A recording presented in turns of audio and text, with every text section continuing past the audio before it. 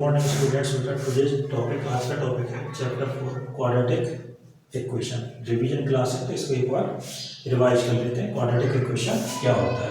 आप सभी लोग जानते हैं बेटा, क्वाड्रेटिक इक्वेशन क्या होता है? A X square plus B X plus C equal to 0। Condition क्या होती है क्वाड्रेटिक होने के लिए? A does not equal to 0, A की वैल्यू 0 नहीं होनी चाहिए। क्यों नहीं होनी चाहिए? क्योंकि ये टर्म क्या हो जाएगा? वैनिश हो जाएगा, खत्म हो जाएगा। इसके साथ में कंडीशन क्या होती है? A B and C are real numbers. ये क्या होते हैं? रियल नंबर्स होते हैं। क्लियर? तो ये तो है क्वाड्रेटिक इक्वेशन। स्टैंडर्ड फॉर्म है A X square plus B X plus C equal to 0, A does not equal to 0 और A B C are real numbers. ठीक है कि नहीं? तो ये आपकी जो क्वेश्चन है वो क्वाड्रेटिक है। इसको सॉल्व करके हम क्या करते हैं? एक्स की वैल्यूज निकालते हैं। तो जो एक्स की वैल्यूज होती है वो क्या कहलाते हैं? रूट्स कहलाते हैं। क्या कहलाते हैं? रूट्स। ठीक है कि नहीं? यानी कि values of x satisfying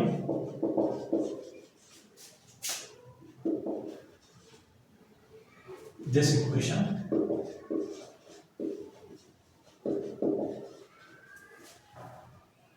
are called roots of equation। इस इक्वेशन के क्या कहलाएंगे? वो रूट्स। यानी कि किसी भी इक्वेशन की अगर हम निकालें, इस इक्वेशन को सॉल्व करें तो एक्स की जो भी वैल्यूज आएंगी वो इसके क्या कहलाते हैं? रूट्स। फैक्टराइजेशन मेथड हम लोग इसको क्लास 9th में पढ़ चुके हैं, तो इस फैक्टराइजेशन मेथड से इसको हल कर सकते हैं। सॉल्व करने के हमारे पास 3 तरीके होते हैं। पहला तरीका होता है फैक्टराइजेशन मेथड,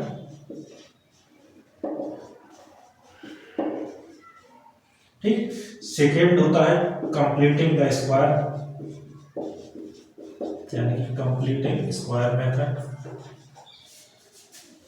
और तीसरा मेथड होता है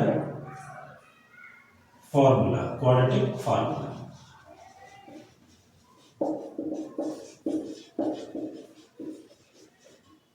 क्लियर?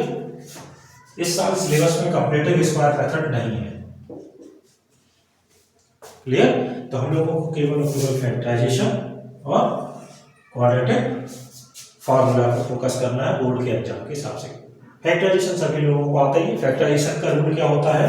जैसे ये लिखा हुआ है A X square plus B X plus C equal to 0। इसका हम रूल आपको रिवाइज कर देते हैं। क्या करते हैं? सबसे पहले ए और सी का मल्टीप्लाई, इसका और इसका। ठीक है कि नहीं? तो क्या करेंगे? फाइंड ए सी। पहला स्टेप, फर्स्ट स्टेप है हमारा क्या? फाइंड ए सी, जो भी है प्लस का माइनस जो भी आए। ठीक। तो अब इसमें 2 केस होंगे। First, if A C is greater than 0, यानी कि ये कैसा है? पॉजिटिव है। कैसा है? पॉजिटिव है। अगर ये पॉजिटिव है तो इसके फैक्टर करेंगे P factor A C in 2 terms।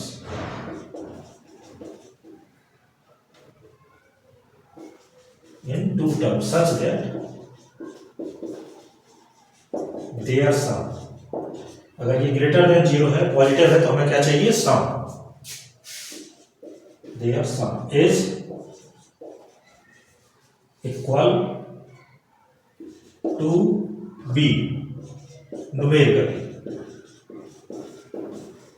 यानी कि हम यहाँ पे इसका साइन कंसीडर नहीं करते हैं, हम केवल ये देखते हैं बी आ रहा है कि नहीं आ रहा है। प्लस या माइनस उससे कोई फर्क नहीं पड़ता, हमें न्यूमेरिकली चाहिए। ठीक है। सेकेंड केस इसमें क्या होता है? If A C less than 0, यानी कि क्या हो सकता है? नेगेटिव हो सकता है। तो जब भी अब मैंने यहाँ पर क्या निकाला है? सम। तो दूसरे वाले केस में क्या हो जाएगा? सम की जगह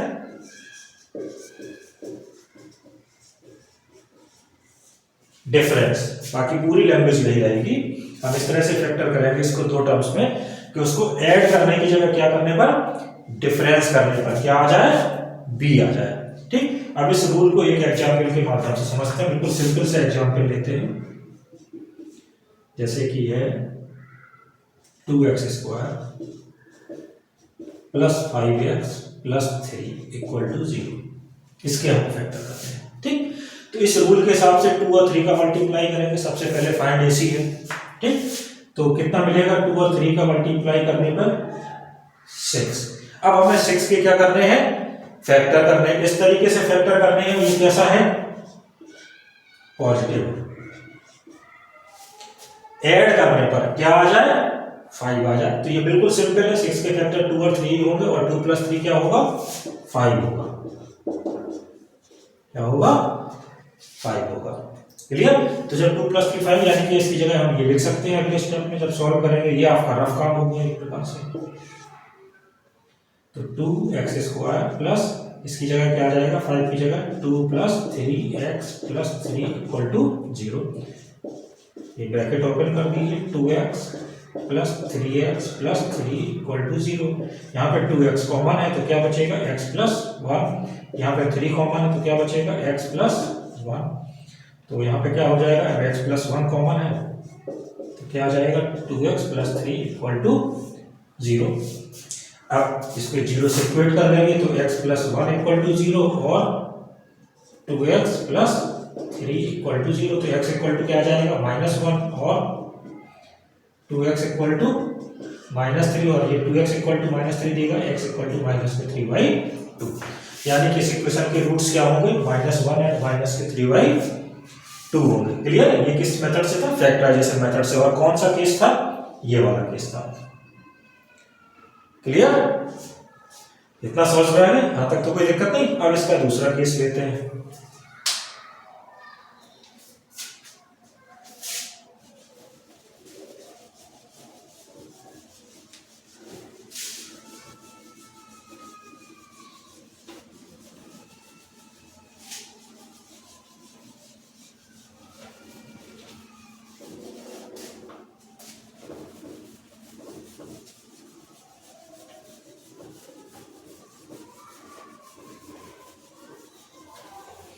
दूसरे केस में क्या है बेटा, डिफरेंस है।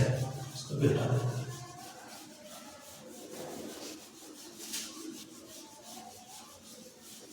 ठीक है। तो डिफरेंस के लिए कोई दूसरा एग्जांपल सपोज करते हैं, है ना। तो क्या ले लेते हैं, ये एग्जांपल ले लेते हैं। x² minus x plus 6 equal -6, difference equal to 0। ठीक। क्वेश्चन वही है कि रूट्स हमको फाइंड आउट करने हैं, x² माइनस x माइनस 6। अब यहाँ पे जब हम मल्टीप्लाई करेंगे a और c का, a का मान 1 है, c का मान -6 है। तो 1 इंटू -6 कितना आएगा, -6, जो कि कैसा है, लेस देन 0। कैसा है, नेगेटिव।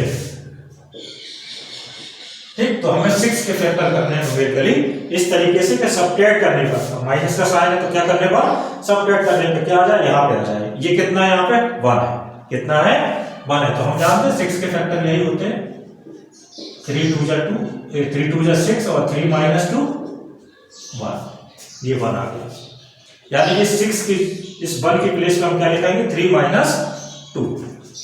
देख लीजिए, x² माइनस इसकी जगह क्या आ जाएगा, 1 की जगह 3 minus 2x minus 6 equal to 0।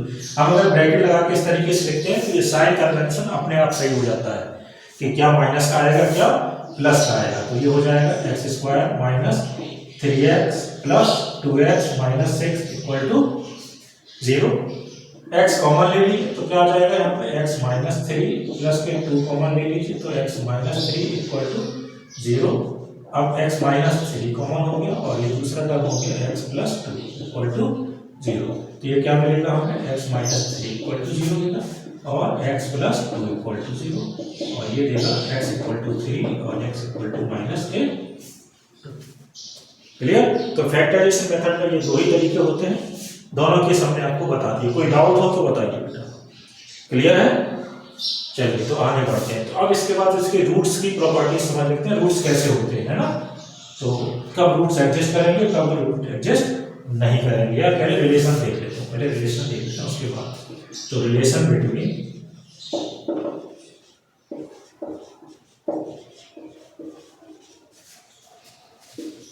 Roots and coefficients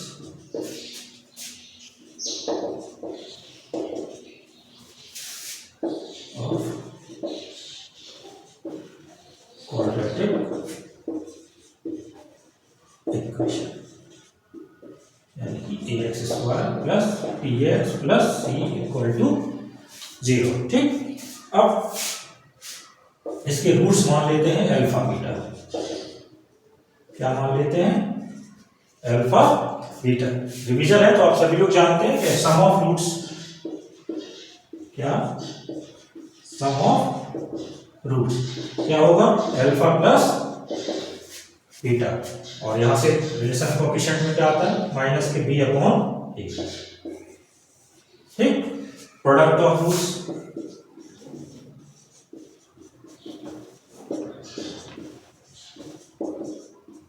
क्या होगा? अल्फा बीटा, और यहां से क्या आएगा? c अपॉन a, ये कोएफिशिएंट। ठीक, ये दोनों रिलेशंस आपको पता है, sum of roots and product of roots. अब अगर आपको रूट्स गिवन हो, क्या गिवन हो? रूट्स गिवन हो, if roots alpha and beta are given, अगर अब आपको रूट्स गिवन हो तो क्वाड्रेटिक इक्वेशन क्या होगी?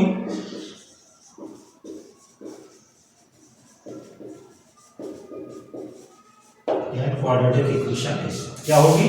X square minus alpha plus beta x plus alpha beta equal to 0। याद रखिएगा पॉलिनोमियल में यहाँ पे के कांस्टेंट का यूज करते थे, लेकिन इक्वेशन में यूज नहीं होता है। क्यों नहीं होता है? क्योंकि के को हम 0 में डिवाइड कर सकते हैं, और 0 में डिवाइड करेंगे तो 0 ही आएगा। क्लियर है कि नहीं? तो अगर इसमें रूट्स गिवन है तो क्वाड्रेटिक इक्वेशन आप बना सकते हैं। दूसरी चीज इंपॉर्टेंट यहाँ पे ये समझना बेटा, अगर दो ये रूट्स इस प्रकार से गिवन है तो पॉलिनोमियल की संख्या तो इनफाइनाइट होती है, लेकिन इक्वेशन केवल एक ही बनती है। कितनी इक्वेशन बनेगी? Number of equations 1। Roots given है तो इक्वेशन आएगी 1, लेकिन पॉलिनोमियल्स बहुत सारे हो सकते हैं, इनफाइनाइट नंबर हो सकते हैं। क्लियर है कि नहीं? कोई दिक्कत यहाँ पे नहीं। तो अब नेचर ऑफ रूट समझ लेते हैं रिवीजन में।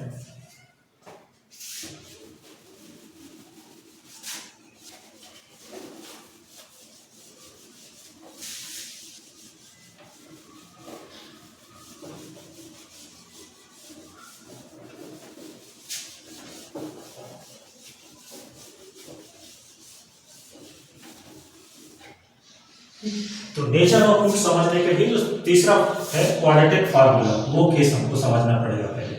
क्या समझना पड़ेगा? Quadratic formula.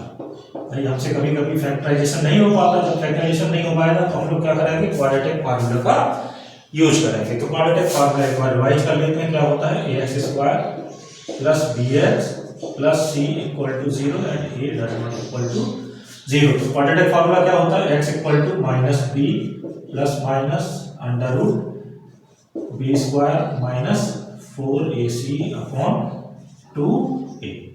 ठीक, इसको श्रीधराचार्य फार्मूला भी कहते हैं। क्या कहते हैं? श्रीधराचार्य फार्मूला भी इसको कहते हैं। ये जो क्वांटिटी है बी स्क्वायर माइनस 4ac, इसको कहते हैं डिस्क्रिमिनेंट। क्या कहलाता है? ये डिस्क्रिमिनेंट, डी से डोनेट करते हैं, और ये क्या होता है? B square minus 4ac। Clear? अब आप समझ सकते हैं कि यहाँ पे जो चीजें होंगी, B square minus 4ac decide करेगा कि ये स्क्वायर रूट लगा हुआ, ये एडजस्ट करेगा कि नहीं करेगा। हम जानते हैं इसके अंदर की क्वांटिटी कैसी होनी चाहिए? पॉजिटिव होनी चाहिए, या 0 या पॉजिटिव, निगेटिव नहीं हो सकती इसके अंदर। क्लियर है कि नहीं? तो नेचर ऑफ रूट्स यहीं से डिसाइड होता है बेटा, इसी चीज से। तो नेचर ऑफ रूट्स, तो पहला case, if b square minus 4ac क्या है? ग्रेटर देन 0, यानी कि कैसा है? पॉजिटिव है। अगर ये पॉजिटिव है इसका मतलब हमें क्या मिलेगा? 2 distinct and real roots. 2 distinct real roots क्या मिलता है? 2 रूट्स मिलते हैं, दोनों कैसे होते हैं? अलग अलग होते हैं। Second case, if b square minus 4ac equal to 0। Clear? तो इसमें मिलते हैं हमें 2 equal real roots, 2 equal real roots, क्योंकि ये 0 हो जाएगा तो केवल ये बचेगा माइनस के b/2a, ये वाला टर्म क्या हो जाएगा 0, स्क्वायर रूट के अंदर जो क्वांटिटी है वो क्या हो जाएगी 0। तीसरा और लास्ट केस है if b² - 4ac less than 0, क्या हो जाए 0 से कम, यानी कि रियल रूट एग्जिस्ट नहीं करेंगे, तो नो रियल रूट्स।